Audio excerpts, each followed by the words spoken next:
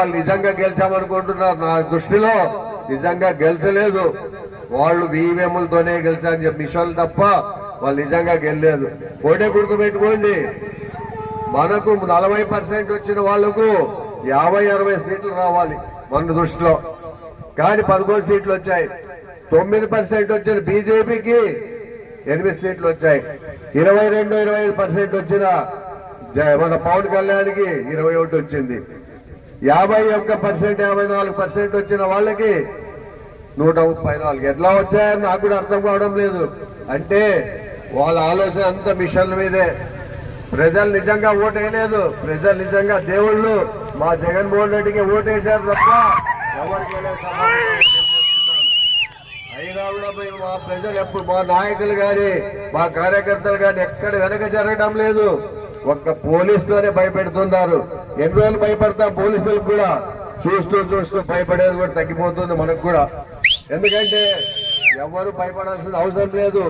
Police వాళ్ళు ఏం చేస్తారు, పట్టుకుపోతారు, 2 కొడతారు, కేసులు పెడతారు. ఎన్ని రోజులు పెడతారు.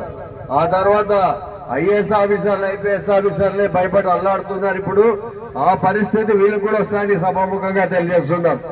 ఎవరు కూడా భయపడకండి. మనం ఒకటి అనేది, దయచేసి మనం తప్పు చేయాల్సిన అవసరం లేదు.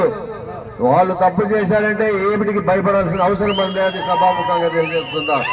పోదాం, 2 రోజులు లోనిపై బయటకు వస్తే తీసుకొస్తా. మీరేం భయపడకండి. నేనున్నంత వరకు మా కుటుంబ సభ్యులు, మా నాయకులు, మా కార్యకర్తలు అందరూ ఉన్నంత వరకు ఎవరు భయపడాల్సిన అవసరం లేదు. నేనుంటా మీకు అండగా. మీకు అండగా ఉండడానికి 4 సార్లు నన్ను గెలిపించారు. నిజంగా నిజాలు ప్రజలకు నేను నిజంగా చెప్తున్నా. ఎప్పుడు మీ పాదాభివందనాలు కూడా చేస్తాను. ఎవరు ఆలోచన చేసిన పని లేదు. ఒక్కటే ఆలోచన చేసుకోవాలి. మనం వాళ్ళు రెడ్ బుక్ అన్నారు, మన రెడ్ బుక్ కాదు, మీ బుక్ లో రాసుకోండి, సొంత బుక్ లో. ఆ తర్వాత మాత్రం నేను చెప్తున్నా మీకు కూడా, ఎవరన్నా వాళ్ళు వెనకేసుకొస్తే మాత్రము మిమ్మల్ని కూడా వాళ్ళు వెనకేసుకొస్తే మాత్రం మిమ్మల్ని కూడా వాళ్ళు సరిగ్గా లోనేపిస్తారు. చూడండి, అలాంటి పరిస్థితి రాకూడదు. మనకు బంధువులు లేదు, మామ లేదు, అక్క లేదు, అన్న లేదు. మనం ఎవరు ఇబ్బంది పెట్టారో మనం వాళ్ళు ఇబ్బంది పెట్టాల్సిన అవసరం ఉంది కాబట్టి తప్పకుండా